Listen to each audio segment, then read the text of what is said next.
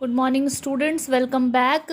हमने जो multiple angle का हमारा जो क्लास जो बहुत लंबा जा रहा है, बीच में गैप चल के जा रहा है, लेकिन टॉपिक हमारा वही चल रहा है जो कि बहुत लंबा टॉपिक है ट्रिग्नोमेट्री में। तो आपको मैं फिर से यहीं पे लेके आई हूँ जहाँ से इसको स्टार्ट की थी। यहाँ पे मैंने 6 फार्मूला आपके साथ डिस्कस किया है। ये मल्टीपल एंगल का मैंने तो इसे मल्टीपल एंगल के फॉर्म में ही डिस्कस किया है, लेकिन ये जो हाफ एंगल्स जो फॉर्म हो रहे हैं यहाँ पे, ये जो ट्वाइस है उसका ये आधा हो जा रहा है। इस साइड पे लेफ्ट हैंड साइड जो ट्वाइस है, ये 1 है तो इसका आधा हो गया, ये 2 है तो इसका आधा हो गया, ये 4 है तो इसका आधा हो गया।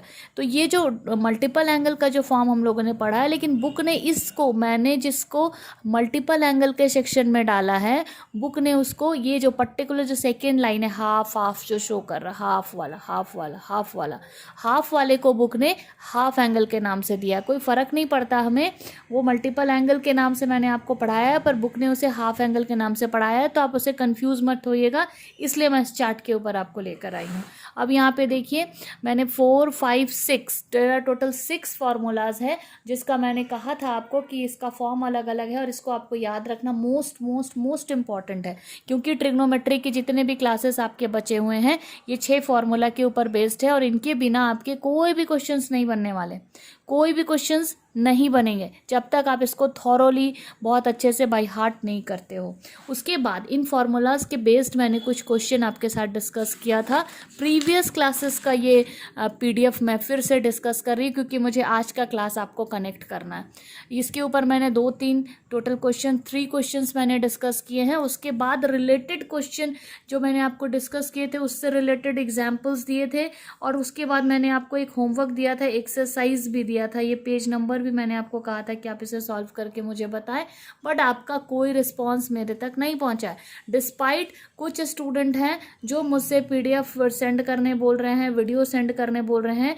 आप यहाँ वन वे कन्वर्सेशन में क्यों चलते हो? जब कोई टीचर आपसे कह रहे हैं कि पढ़ाने के बाद जब आपको क्लास वर्क देते हैं, होमवर्क देते हैं, देन गो थ्रू इट। आप उसको पढ़ते भी नहीं हो, आप उसको क्वेश्चंस को सॉल्व भी नहीं करते हो। उसका पीडीएफ बनाओ, उसका वीडियो बनाओ, वीडियो नहीं भी बनाओ तो एटलीस्ट पीडीएफ तो बनाओ, पीडीएफ बनाओ और सेंड करो मुझे मेरे पर्सनल अकाउंट में। जो भी होमवर्क्स देते हैं कोई रिस्पांस नहीं करते, इंटरेस्ट लेवल आपका डाउन होते जा रहा है, तो ऐसे तो पढ़ाई नहीं होगी ना। आपका डिमांड है सिर्फ पीडीएफ सेंड कर दीजिए, पीडीएफ सेंड कर दीजिए।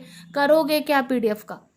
मैंने इस क्वेश्चन को आपको 30 अक्टूबर को पढ़ाया है, और अभी तक आज 9 तारीख हो गया, मेरे पास एक भी सॉल्व करके किसी भी स्टूडेंट का आया नहीं है। आप इसको सेंड कीजिए, इसको सॉल्व करने के बाद इसके पीडीएफ मुझे सेंड कीजिए। और ये जो पेज नंबर मैंने आर.एस. अग्रवाल से कहा था उसका भी कोई रिस्पांस नहीं है।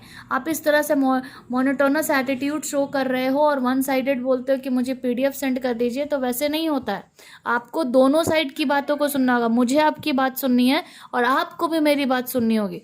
मेरे दिए हुए क्वेश्चंस को, मेरे दिए हुए आपके क्लास वर्क को, होमवर्क्स को आपको करके मुझे वापस रिस्पॉन्स करना, ये आपकी रिस्पॉन्सिबिलिटी है यहाँ पे, ठीक है। आज का क्लास जो हम लोग स्टार्ट कर रहे हैं, वो पिछला मैंने पीडीएफ इसलिए डिस्कस किया क्योंकि ये जो क्लास है हमारा वो आज का उसी से रिलेटेड है। देखो मैंने यहाँ पे कौन कौन से एंगल्स लिए हैं। Sine 18, cos 18, cos 36, sin 36, sin 72, cos 72, sin 54 and cos 54। यहाँ पे बेसिकली 18, 36, 72 और 54 एंगल्स को लिया गया है। इसके पीछे एक सॉलिड रीज़न बनता है, इसके पीछे एक सॉलिड रीज़न बनता है। पहले तो आप देखो 18 + 72 90 होता है, 36 + 54 90 होता है। इस बात को आप हमेशा ध्यान रखना। कहने का मतलब ये है कि अगर 18 की वैल्यू आपको पता है तो 72 की वैल्यू मिल जाएगी, और अगर आपको 36 की वैल्यू पता है तो 54 की वैल्यू मिल जाएगी, ठीक है। कैसे मिल जाएगी भाई? आप इस फॉर्मूला को बहुत पहले से पढ़ते आ रहे हो। Sine theta is equal to cos 90 minus theta, sine theta is equal to cos 90 minus theta. तो साइन 18 किसके बराबर होगा? कॉस 90 माइनस 18 के बराबर होगा। साइन 36 किसके बराबर होगा? कॉस 90 माइनस 54 के बराबर होगा। मेरी बात समझ में आ रही है? तो इस कॉन्सेप्ट को भी साथ में रखेंगे, साथ ही साथ मल्टीपल एंगल के कॉन्सेप्ट को भी रखेंगे, और हम लोग क्वेश्चंस को सॉल्व करना सीखेंगे। यहाँ मैं टोटल 8 क्वेश्चन लिखी हूँ आपके लिए। मैं टोटल यहाँ पे 3 क्वेश्चंस डिस्कस की हूँ। 3 क्वेश्चंस मेजरली मैंने डिस्कस किया है, ताकि हम लिंक बना सके बाकी 5 क्वेश्चंस के साथ, और उसके बाद उसकी वैल्यूज़ को निकाल सके। 3 क्वेश्चन होते होते आपको समझ में आ जाएगा कि आपको करना क्या है, but go through with seriousness. ठीक है। तो सबसे पहले बारी आती है साइन 18 डिग्री की। तो 18 डिग्री को आप एकदम से सोलो नहीं निकाल सकते इंडिविजुअली। अगर आप theta is equal to 18 degree लोगे आप इसका कुछ नहीं कर सकते।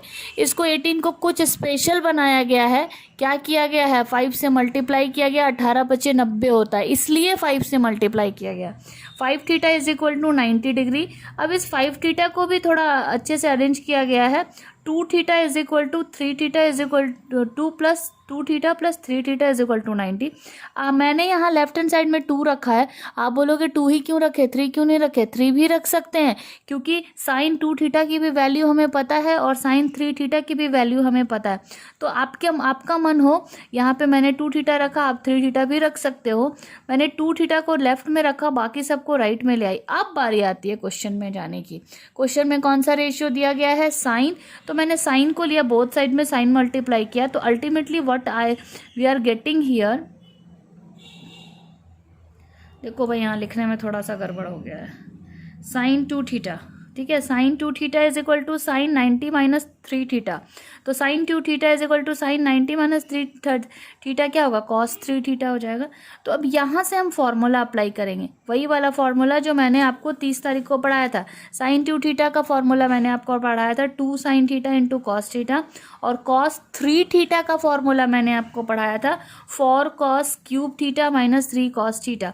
आफ्टर सिंप्लीफिकेशन इधर में से कॉस थीटा है और राइट में से भी आपको कॉस थीटा कॉमन आ रहा है, तो कॉस थीटा कैंसिल आउट होने के बाद आपके पास बचता है 2 साइन थीटा माइनस, ये माइनस क्यों हो गया, अब आप बोलोगे माइनस क्यों हो गया, ये 4 कॉस थीटा जो यहाँ प्लस में था इसको लेफ्ट हैंड साइड में लेके गए तो माइनस हो गया, और माइनस वाला क्या हो गया, प्लस इज इक्वल टू 0।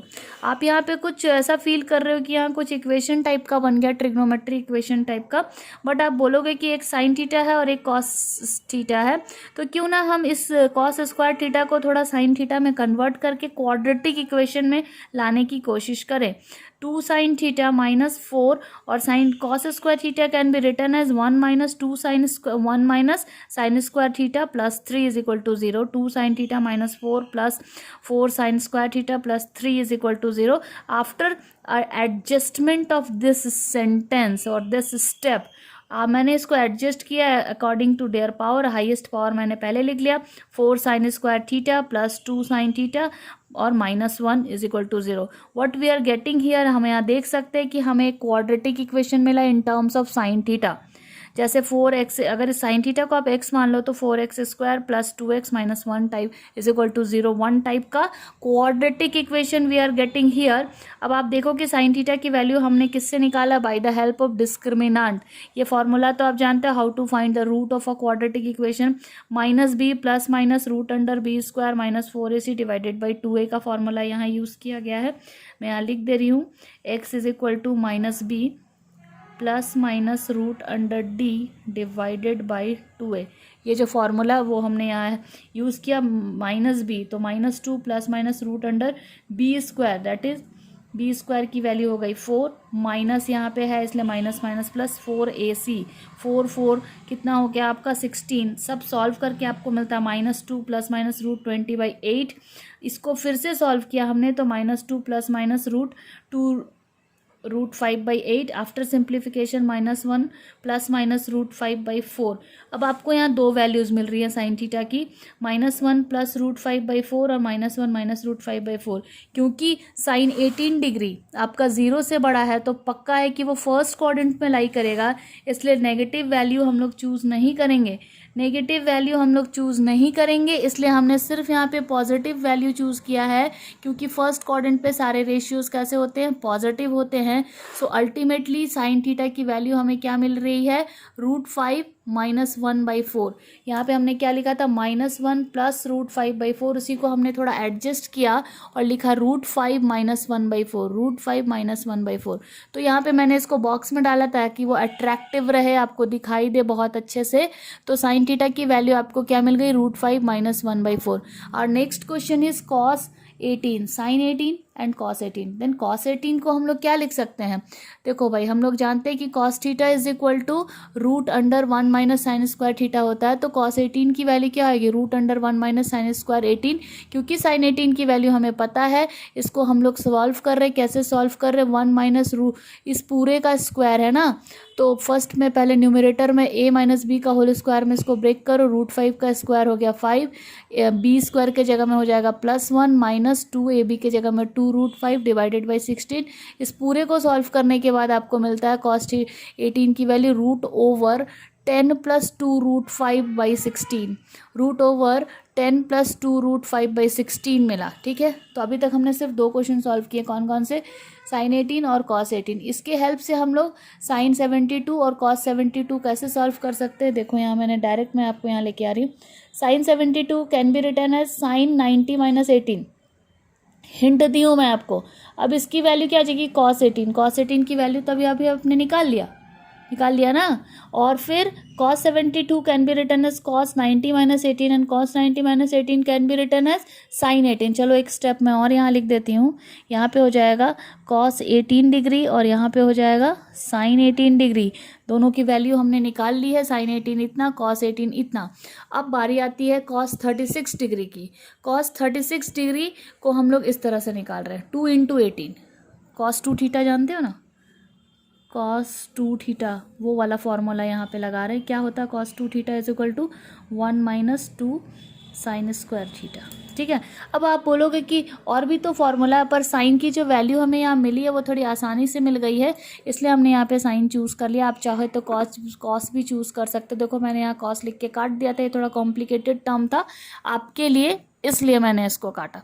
आपकी मर्जी हो तो आप यहाँ कॉस भी यूज़ कर सकते हो, साइन भी यूज़ कर सकते हो, टेन भी यूज़ कर सकते हो, पर टेन की वैल्यू आपके पास अभी तक तो नहीं है, इसलिए आप साइन और कॉस के साथ ही रहिए।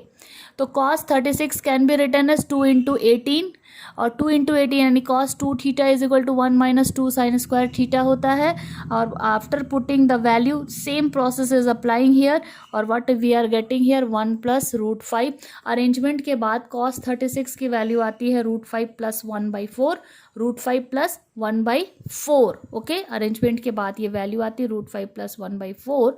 अब हम लोग क्या करते हैं कि इस cos 36 की वैल्यू इतनी आ गई, तो sin 36 की वैल्यू कितनी आ जाएगी, देखो भाई हिंट कर दिया, root under 1 minus cos square 36 degree. इसको पुट करके हम यहाँ वैल्यू निकाल लेंगे। अब हमें जब cos 36 पता चल गया है, sin 36 पता चल गया है, तो sin 54 क्या लिख सकते हैं, sin 54 को लिख सकते हैं sin 90 माइनस 36, और cos 54 को क्या लिख सकते हैं, cos 90 माइनस 36, जो मैंने यहाँ पे लिख कर आपको हिंट किया है।